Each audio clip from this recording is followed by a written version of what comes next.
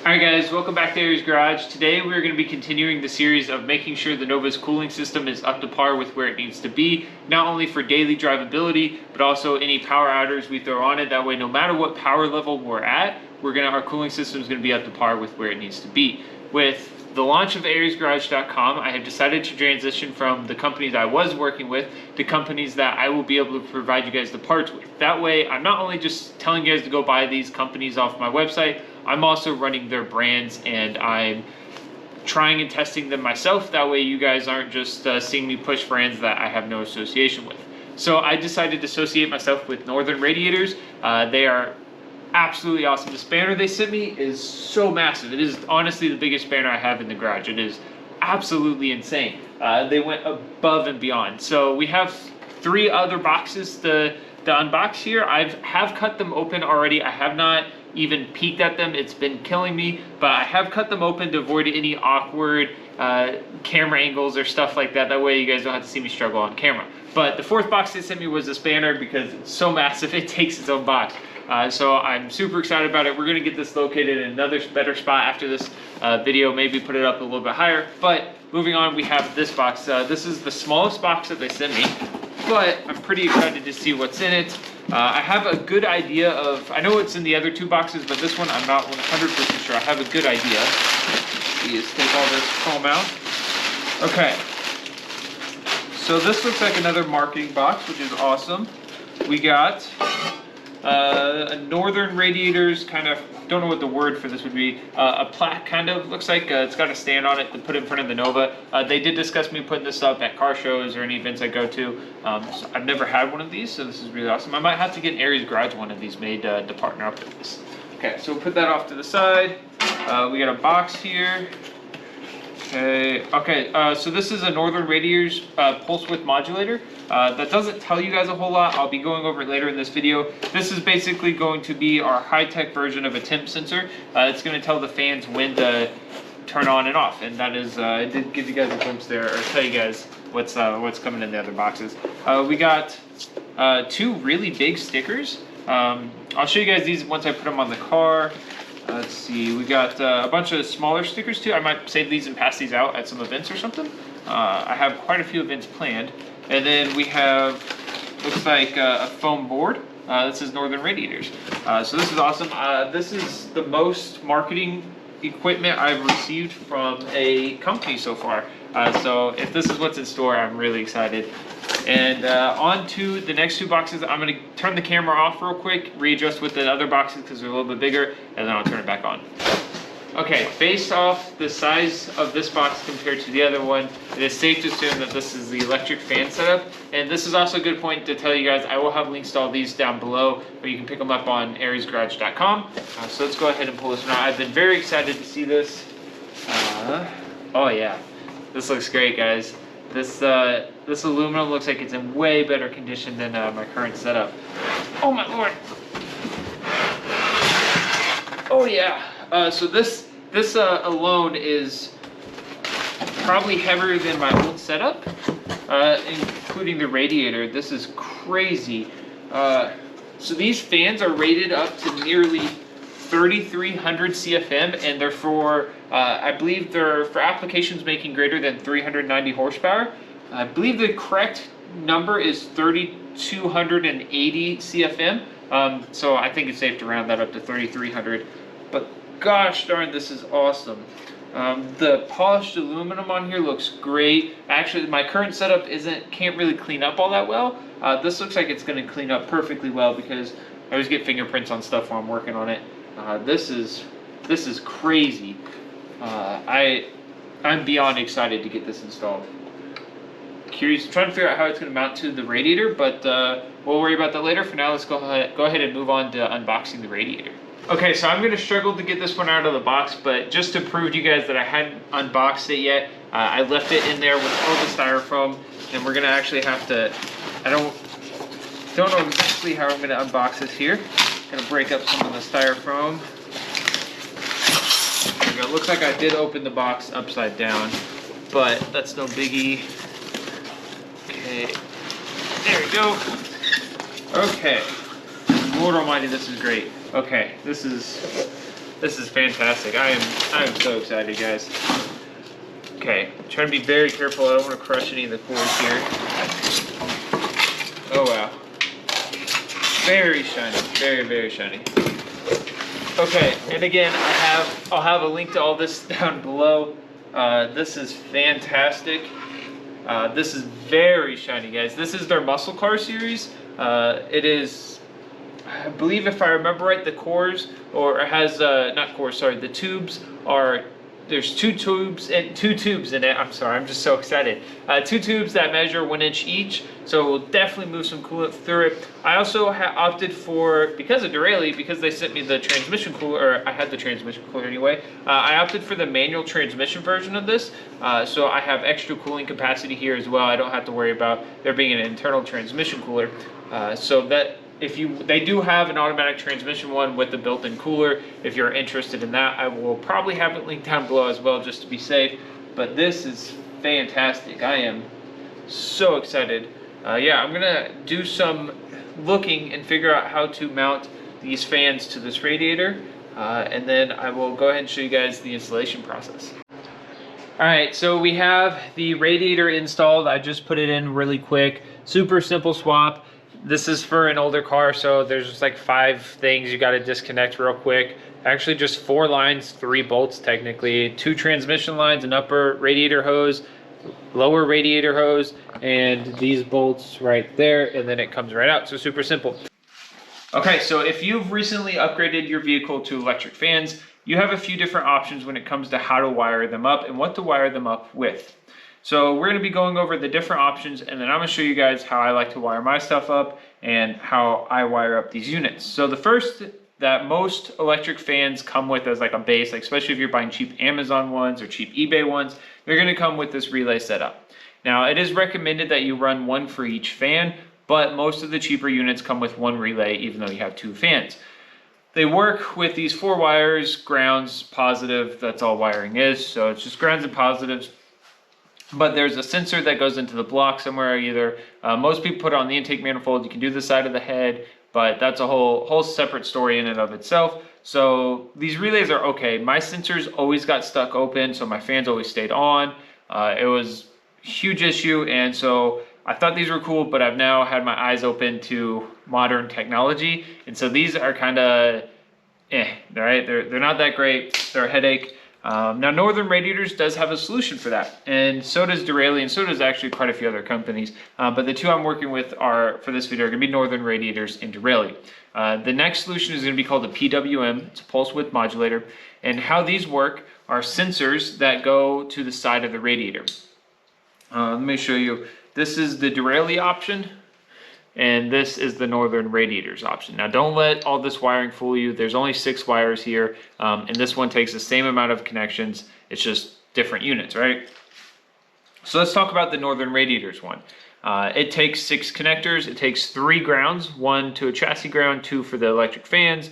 The green terminal is going to be your positive for the fans, and then you got your red terminal here, which is just your 12-volt battery connection. And then you have this blue wire right there. That blue wire is for AC. If you're running AC, it knows you connect this to the compressor, and then that way it tells the fans that they at least always need to be on if the AC is on and at what speed. This green wire, if you want to, you can have it set up to where as soon as you cut the power to the car and you turn the car off, if you have this connected to an accessory source with a diode that they provide, it will shut the fans off as soon as you shut the car off, and it will not prevent heat soaking. It just shuts the fans off. If you have it connected, it will help prevent heat soaking and help keep the car cool when it shuts down until it reads below the temperatures it's supposed to. Now, when it comes to temperatures, let's talk about the sensors real quick and the differences. So I'm going to mention the Derale one here, but I will go into further about it in a second. The differences here are the sensors, like so. You can see the size difference. This is the Derale, this is the Northern Radiators. Okay, that being said, now I'm going to move away from the Derale one for a few minutes, finish up the Northern Radiators unit. This one comes with different sensors. It comes in different sensor temperatures, and you get just different sensors, and all 3 sensors will work on every PWM. So they come with, you can get 160, 180, or 190, but say you buy the 190 and you want to change to the 160 eventually, you can very easily do that. They just plug into the back there. Super simple. That's really all there is to this. It's super simple. It works. It's great. It's way better than a relay setup. You can run as many fans as you want as long as it stays below 40 amps. And most 12-inch fans, I believe, run at like 15 amps. So you can almost run two fans and like one smaller fan on it. So I was trying to make sure my math is right and see if you could get away with 3, but it really depends on the size of the fans and amps. So up to 40 amps of draw on this. So keep that in mind. Now let's talk about the Derale one.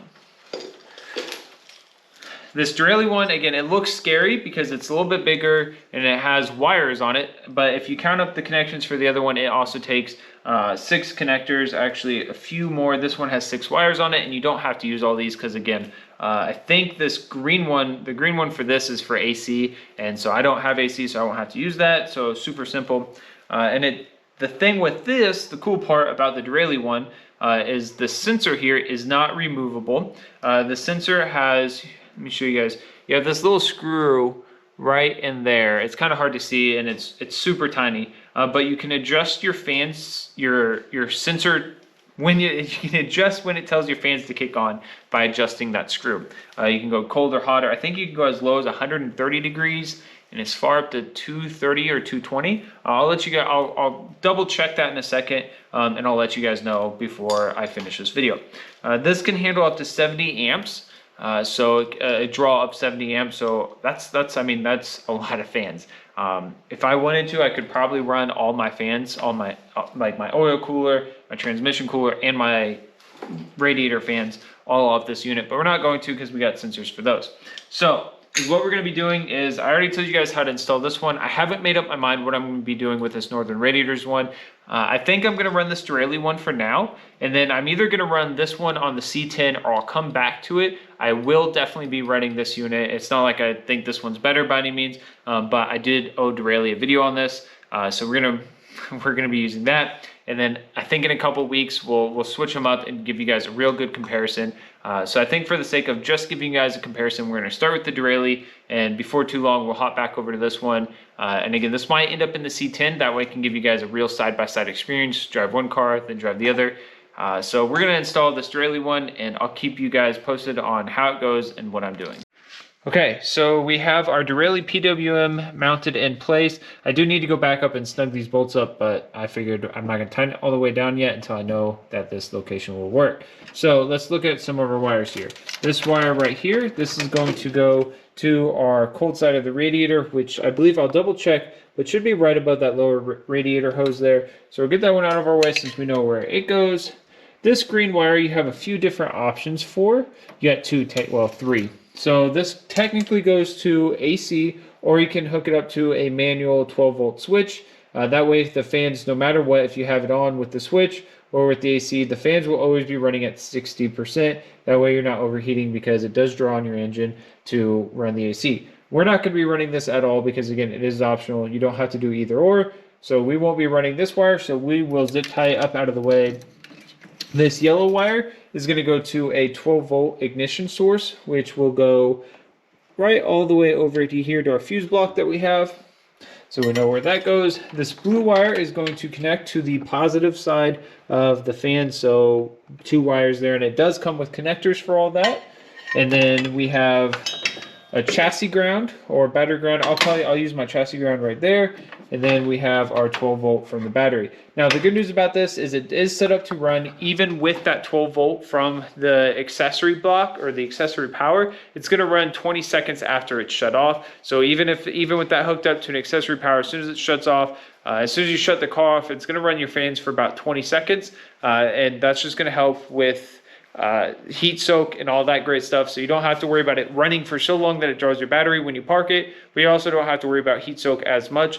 It's just going to help out a little bit. So super simple, really straightforward. So let's get to it. So this is one of those scenarios where I get kind of irritated with myself because I can't just ever let things be.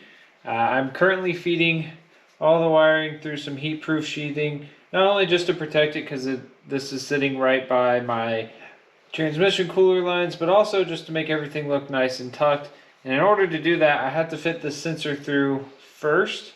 And that kind of sucks because it's just barely big enough, or my sheathing is just barely big enough to fit the sensor. And so I gotta feed the sensor through first. That way I can feed all the other wires through first. And I just have to keep moving it inch by inch here. And it is taking forever. Like, this is just a few minutes here, just a few seconds on camera, but I've been doing this for about 5 minutes at that point. Or at this point. So this kind of sucks, but it just comes with the territory, I guess. But yeah, so that's what I'm currently doing. So as soon as I get this sensor through, I should be good to go and feed the other sensor or other wires through. I just had to do this one first. We're actually running out of room here because we got too much sheathing here, but I don't know how much to cut until I know where I need to run all these wires, which means I have to feed it through first. So we got our sensor through. That was a pain in the butt. Now we're going to come back here all the way to the other end and feed these other wires through. So I'm going to do this slow, tedious process, and then I'll turn the GoPro back on when I'm actually ready to make the wiring connections. Okay, so with our PWM mounted, our wires ran through the wire loom. This is heat-proof stuff. It is really great. It's worked. So I even have my fuel line running through it. But it runs all the way this way, and then it comes out here, and we have our positive connected to the auxiliary side of this circuit breaker. We have the ground going straight to the battery there. All that is left is 2 wires and the sensor. We have our yellow wire that needs to be routed all the way this way and extended to stop right there at the fuse block that's right there. And then we need to extend our sensor wire that's going to take the same path essentially. It's going to come all the way through here and then sit right over there on top underneath the upper radiator hose. And then we just have to connect our positive wires from the fan to this, which again, this kit does include connectors for that. So I'm going to stop once I get the blue wire connected, and might go ahead and route this yellow wire because that stuff's super quick. But I got to pick up some 22 gauge wire for the sensor because I don't have that. I have, I think, 12 and 14. I don't have 22. So I got to get that picked up. So once I get that figured out in the morning, I should be able to start this up and have the fans kick on because I have already started this car and everything is working other than the fans. So once I get the fans to kick on, we're good to go and the Nova will be back on the road.